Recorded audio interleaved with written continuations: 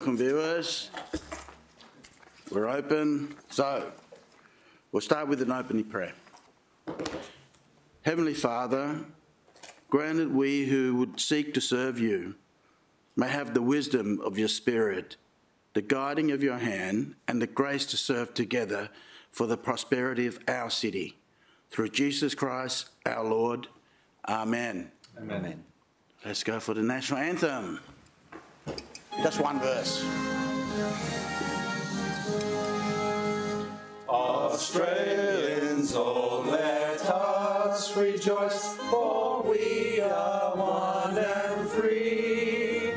With golden soil and wealth for toil, our home is girt by sea. Our land abounds in nature's gifts of beauty rich and rare. In history's page let every stage advance Australia fair. In joyful strains then let us sing, advance Australia fair. Please be seated.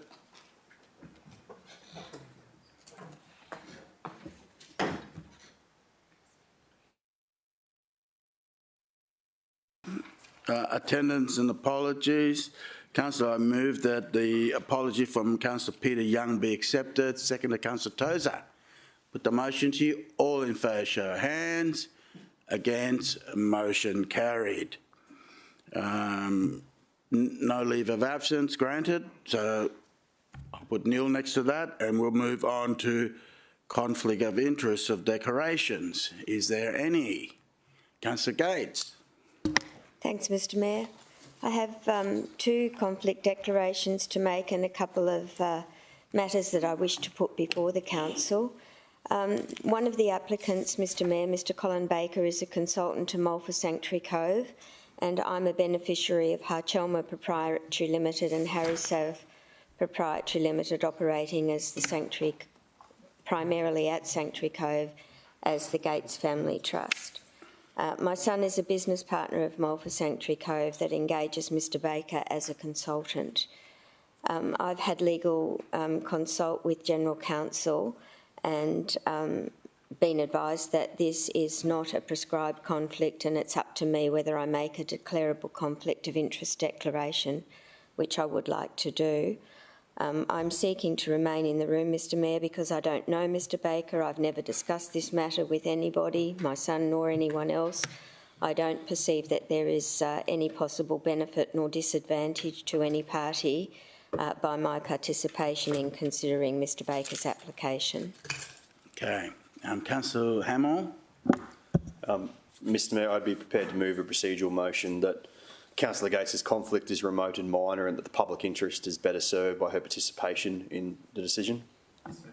Second to Councillor Owen Jones. Sorry, Mr Mayor. Taker, can you put it in those words?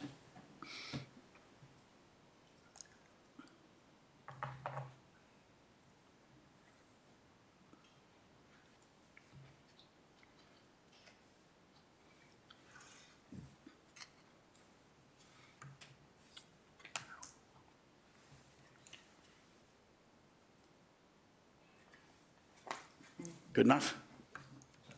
And Mr Mayor, can I just point out that that declaration was in relation to my relationship with my son. I have to make a second one about my relationship with Harchelma and Harry Sav. Yeah, okay. So we'll do this one first. Councillor Owen Jones. So, Mr Mayor, you may just want to check to see whether or not any other councillors that are just about to vote. Yeah. Councillor Vorster. Thank you very much, Mr Mayor. My hand was raised precisely for that purpose. I just want to bring the room's attention to the fact that my brother is a supplier to Mulfa of financial services. In my view, my brother stands to make no benefit or loss connected with this decision whatsoever, but it has been my practice to raise that relationship when Councillor Gates has raised her own with respect to Mulfa. So unless I don't intend making a declarable conflict of interest declaration. It, to my mind, appears far too remote to do so. Okay. But in an abundance of caution, Yep. I've made that known. Thank you. All right.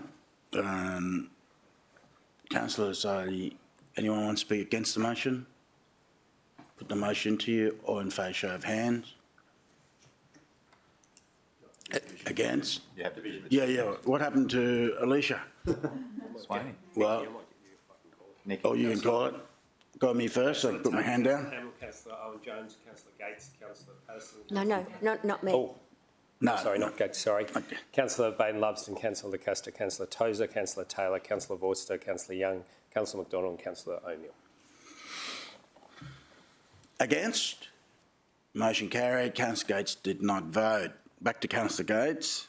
Thank you, Mr Mayor. And at the recommendation of General Counsel, I also declare that the same conflict declaration in relation to my relationship with Hutchoma Proprietary Limited and Harrysav Proprietary Limited, who have a business partnership with Malfa Sanctuary Cove. I've had no discussion with any party in relation to the application and don't perceive any benefit or disadvantage exists to any party due to my participation in the consideration of Mr Baker's application. Councillor Hamill. Exact same words as the previous one, Mr Mayor. Minute taker, exact same word, and Councillor Owen Jones is also the seconder.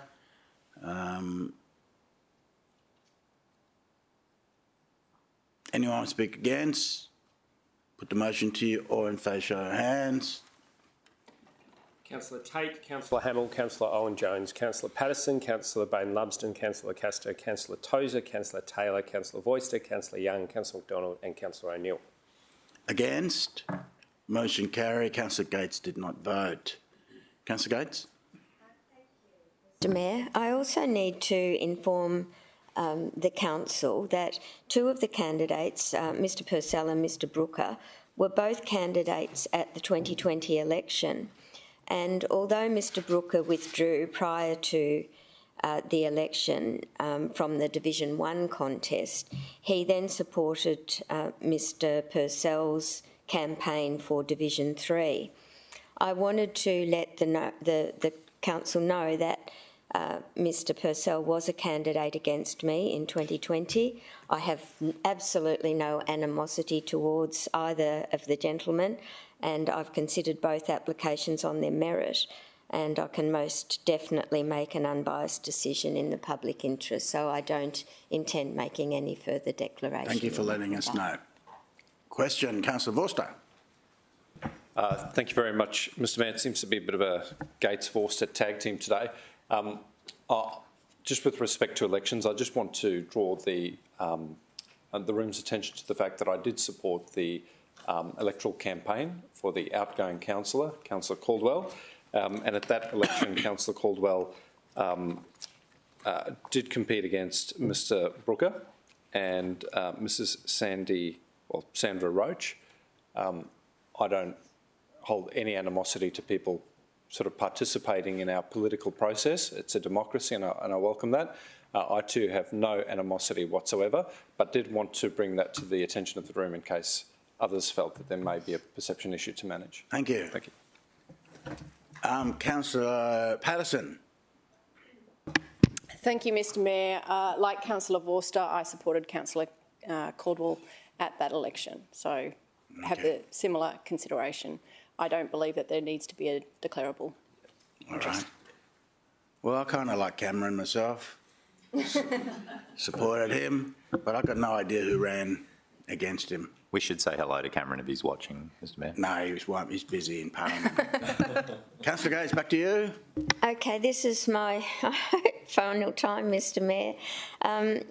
Another candidate, Mr Ronald Nightingale, has actually included within his candidate statement that he would like both myself and Councillor Young to step aside from the vote because of recent interactions. I bear no animosity towards Mr Nightingale. We had a difference of opinion over some words that he placed in the public arena, but, issue by issue is the way that I always consider things, and I I don't intend to step aside if the council agrees that I should remain in the room. No, it was not even there. Is that Councillor Peter Young or Pauline Young? Sorry, Councillor Peter Young. Yeah, well, okay. Councillor Peter Young, can you step out of the room? We gave him half what he asked for. Right. Anyone else on anything else on that? Okay, so here we go. Councillors, I read with interest commentary around from councillors regarding today. So the first one I wanted to decide on, us to decide on, is that does anyone want to move a motion and wish to interview all the candidates? Councillor McDonald. Yes, Mr Mayor. I've found over the years with some of these submissions that have come in various positions that the people actually applying for those positions, the written word is totally different to the person when you interview them. Okay. I did put this forward. However, I can see with the number of applicants that it'll probably be very difficult to do and very time consuming. So you won't move the motion? No. There might be, we might end up having 4 or whatever. Yes, and I can see that would be quite reasonable and manageable. Okay. So, Councillor Vorster. Thank you very much, Mr Mayor. I had an opportunity to respond to an invitation to meet from about 50% of the candidates. 50% of the other candidates simply didn't reach out. And for me, that's a bit unfortunate because I'm not furnished with a holistic view of everyone who put their name forward, but that's really up to them to reach out and meet or not.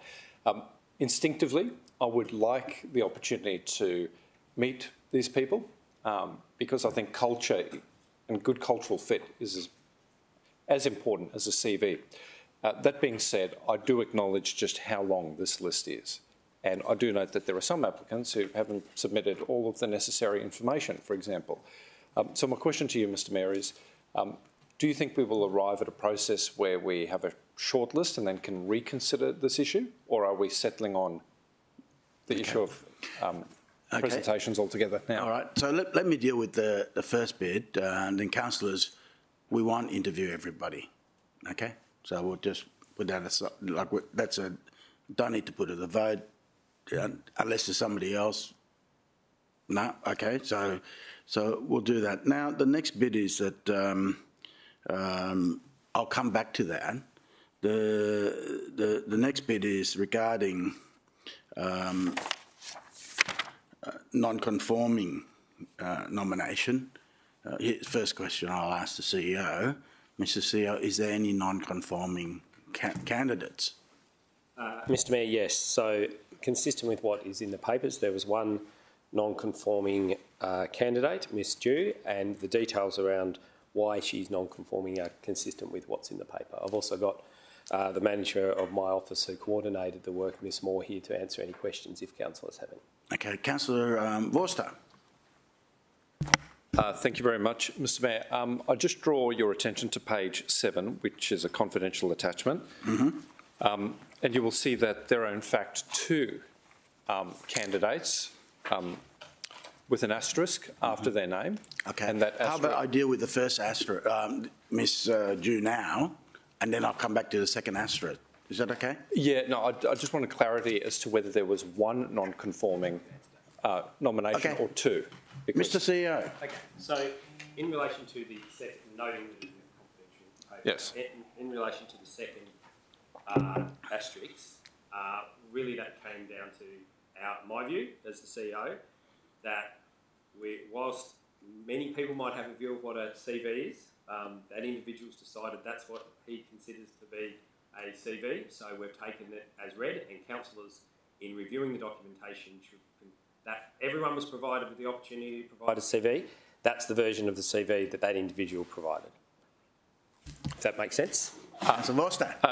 Thanks, Mr Mayor. That does make sense, but the bottom of page 7 says that second is also a non-conforming CV. So I appreciate you said that we're going to be dealing with the first asterisk, but I just want to draw attention to the fact that there are two on this paper that say that they're non-conforming.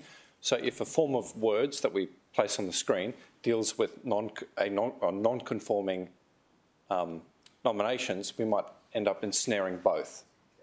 No, it's going to be named.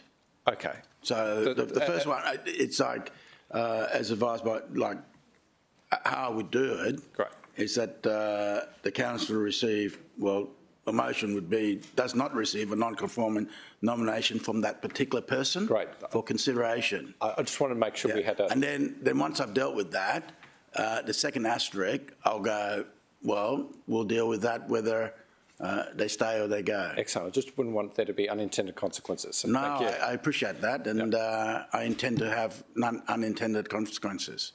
So I'll go to Councillor Patterson. No?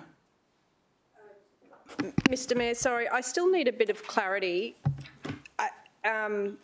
Just so I understand, we have two non-conforming. Is that correct? Because that's what you've written. That's what's written on this page with the asterisks, considering a non-conforming nomination. So we got two. So let's be clear. So the paper, the paper which is not on the grey, the white, says one. I think we can consider the table to be incorrect. I can't talk specifics because it's in a confidential paper. So the paper that is open and that has been that is publicly available is correct. There is one. Councillor Patterson. As a follow-up question, I think Councillor Baden-Lumsden might be asking the same question. Are you psychic or something? He just mentioned it to me, but it's a follow-on. And so with it, who decides non-conforming? Like, is it under the Act that? So how are you deciding? And is it up to us to decide that, or is it up for legal to decide that? No. Okay, so through you, Mr Mayor. So the criteria for what? So the Act is not prescriptive. Oh, sorry, it is prescriptive about some things and not all things. So it was not prescriptive about what was a CV. I have assessed it as the CEO, as the person under the Act required to conduct the search and bring the names forward. And I've looked at it, and given that we didn't clearly define what a CV is, I think it would be the officer's view is that it would be unfair to consider it non-conforming. The one that we have determined non-conforming is non-conforming for a very simple reason. It wasn't submitted in time. So that's why it's been deemed non-conforming. And just to close that out, Mr Mayor, the city officers took the view that it would be better for council to see the non-conforming application and make a determination yourself as to whether or not it's conforming or not. So ultimately, the decision is for council. Councillor Patterson. Okay, so thank you, Mr Mayor. So I appreciate that a resume of some form may be considered a resume. If you're looking at the criteria of what was required of our candidates, and if they didn't meet that criteria, then they are non-conforming, we have quite a number of candidates who didn't meet the very clear word count. So if you're saying, okay, for this to be conforming, you have to hit a resume, and then you had to hit a word count. They seem pretty simple, straightforward requirements. I know when I don't meet the exact requirements at the ECQ, they wouldn't be letting my candidacy through. So I'd just like you to speak to that. Sure. So, Councillor and Councillors, through you, Mr Mayor, at the end of the day, it is ultimately a matter for council to determine who is conforming and who's not. City officers' recommendation is that there is one that is not conforming. My advice to councillors and the city officers' advice would be consider each of the applications on their merits based on what they have provided. Councillor, does that answer your question? Pretty much, Mr Mayor. That was basically what I was asking. It does say that considered non-conforming. I was just clarifying that any or all could be conforming or non-conforming. Right. Thank you. Okay, councillors. I move that that council does not receive the non-conform nomination from Ms Josephine Dew for consideration. Do I have a seconder? Councillor Owen Jones. Right. the reason, you've heard what the CEO says, so I'm going by that recommendation. Anyone would wish to speak against it? Councillor Vorster. Thank you very much, Mr Mayor.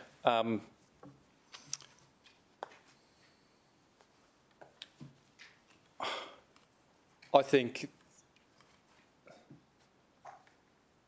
we're dealing with grey papers, so I need to be restrained in what I do say. But I'm not convinced that the reason, as outlined on page 7,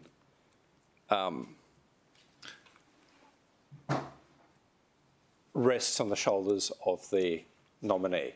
And I personally feel as though we would end up with a better outcome if the process is as competitive as possible, and that involves having as many names on the table. And yeah, I'll leave it at that because it is grey and I can't talk to those reasons. But I do think we'd end up with a better outcome with more competition. Okay. Speaking for the motion, Councillor Patterson. Thank you, Mr Mayor. I appreciate that sense of competition. However, when every one of us went and put our nomination through to ECQ, there were people who didn't submit on time as required, and there's no two ways about it. Now, if that candidate ended up being the chosen one, I think it would be very, very difficult for all the rest of the candidates who met exactly the requirements that we asked, and we were quite explicit. If you do not have this in by this time, that's it. So I think it would put us in a very difficult position if we add someone who has clearly not met the most explicit requirements of this. And it's unfortunate, it's sad, but you know what? That's the rules. It would be the same if we were applying to the ECQ. Okay. Anyone else want to speak against the motion? My comment that speak to close, it is now closed. And councillors, I'll put the motion to you. All in favour, show of hands. Division's call. Oh, sorry. Councillor Tate, Councillor Hamill, Councillor Owen-Jones, Councillor Gates, Councillor Patterson, Councillor Bain-Lumsden. No, not Gates. Oh, Gates, sorry, I've done it again, sorry. Councillor Patterson, Councillor Bain-Lumsden, Councillor Lacaster, Councillor Tozer, Councillor Taylor, Councillor Young, Councillor McDonald, Councillor O'Neill. Against? Councillor Gates and Councillor Voss. The motion carried. So, yep, we cross that one off.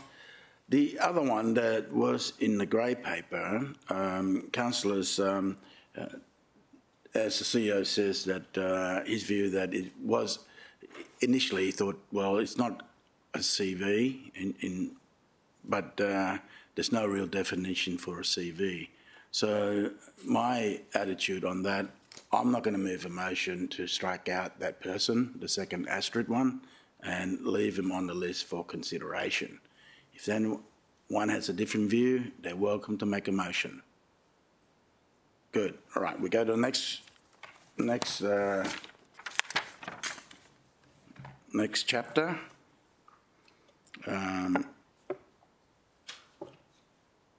Okay. Councillors,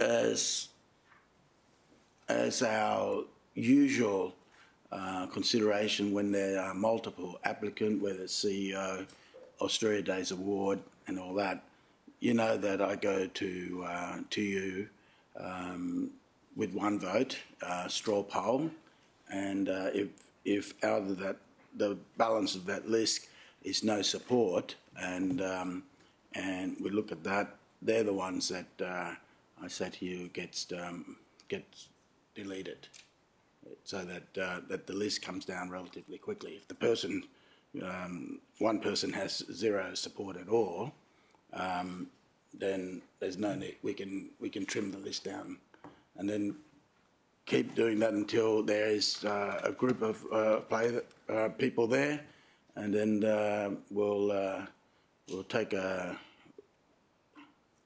quick break or think, and whether we continue all the way and just get to number of votes. How many we got here? 3, 6, 7, 8, 9, 10, 11, 12, 13. So if the first vote goes that there's 7 people supporting that one person, then I'd go, well, councillors, it appears that there's full support for that person, and we should enter into debate about that person. Are we clear on that, Councillor Owen-Jones?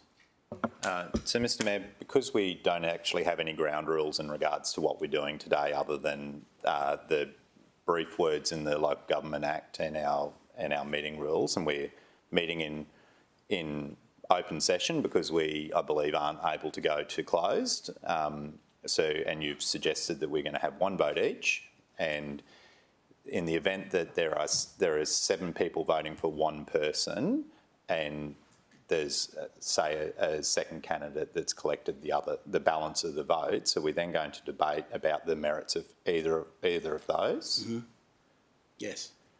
Okay, so, so Mr Mayor, I suppose I just wanted to start, if I can, because I didn't appreciate that was maybe going to be the process today, so, and I appreciate that we've got restraints in regards to the Local Government Act as to how we can conduct ourselves. I think, like many of my fellow colleagues, we've had the opportunity to be contacted by candidates, and I've encouraged as many people as possible to put applications in. But if we're narrowing it down to 1 vote, in the initial stage, I just wanted to take the opportunity to thank everybody that expressed interest, and I hope that they appreciate that we have 1 opportunity that you're providing us in the first instance in regards to putting somebody forward. So I think that in amongst the balance of names that we've received, there are some really great candidates who are prepared to do what not a lot of people in the community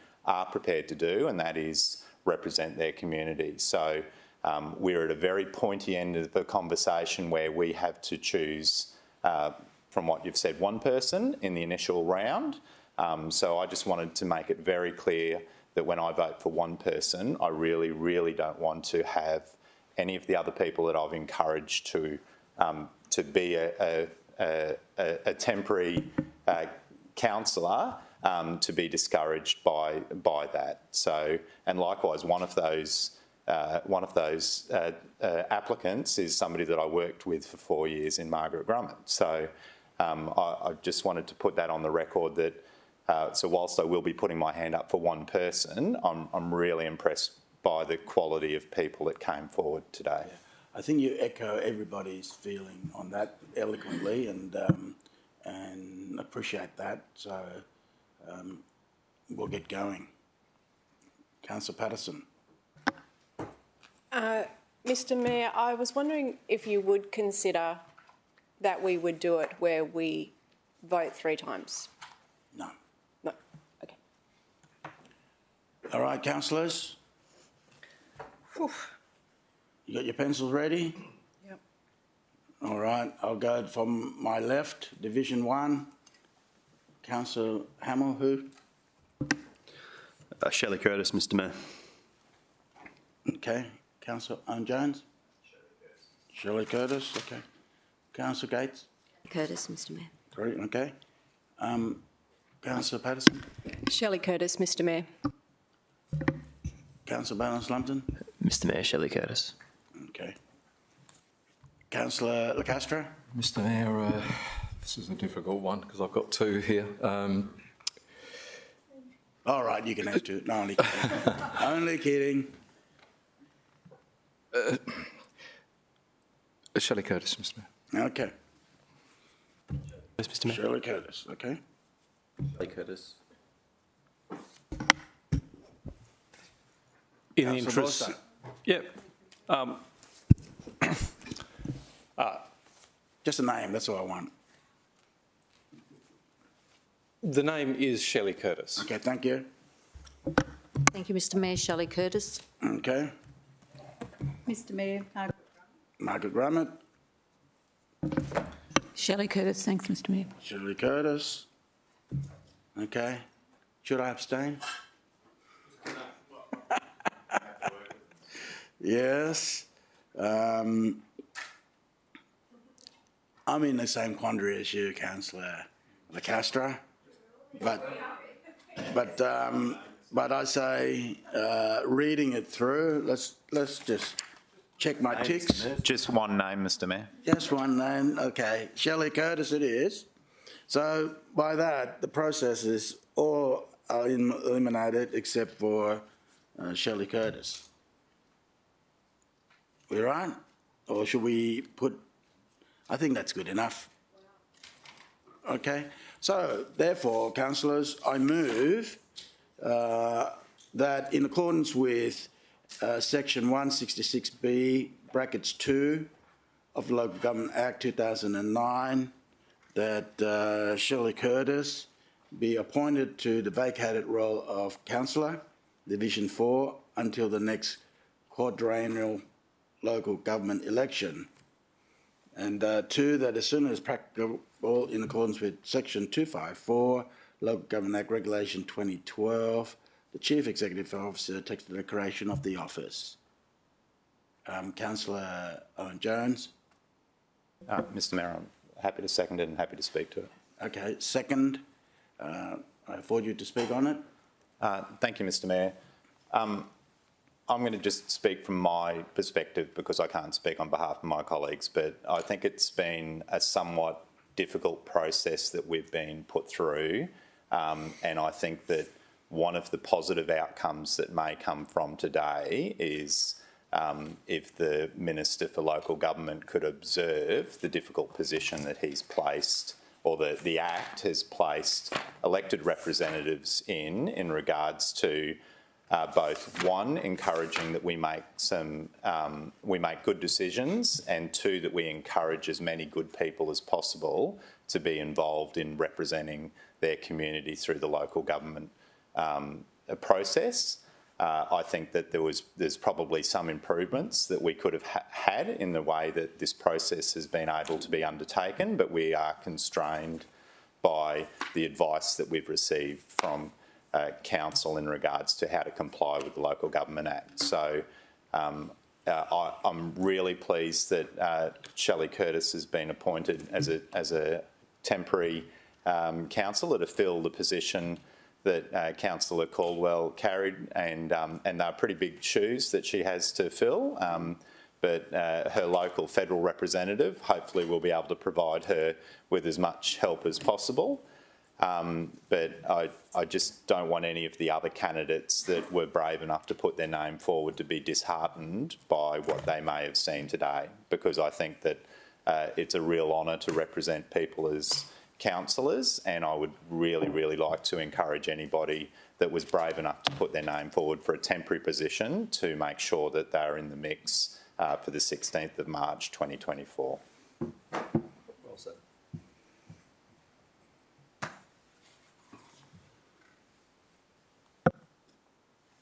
Okay. Right, speaking against motion, well, to close, congratulations to all the candidates that are willing to serve our city. And of course, congratulations to Shelley Curtis, and we're all looking forward to working with her, and I'm sure that councillors will give her good support, and you can reflect on what it was like when you first joined as a councillor, and there's so much to learn, so I'm sure that councillors will absolutely help her with that. So, councillor, in that case, I put the motion to you. Could we deal with the matter of the special council meeting being booked on Monday? Perhaps cancelling? No, I just want to vote on this. Okay, of course. And then once that's done, then we can go. Of course. Okay. All in favour, show of hands. Against, carry unanimous. Councillor, in light of the unnecessary requirement for a special budget, I move that the motion that the special meeting on Monday be cancelled. Second by Councillor Gates. Put the motion to you. All in favour, show of hands. Against, motion carried unanimous. Did I see your hand? Okay. Small hands, I couldn't see it. All right. Councillors, really, then the meeting is now closed, but please stay back for a second. The meeting's closed. Streaming off.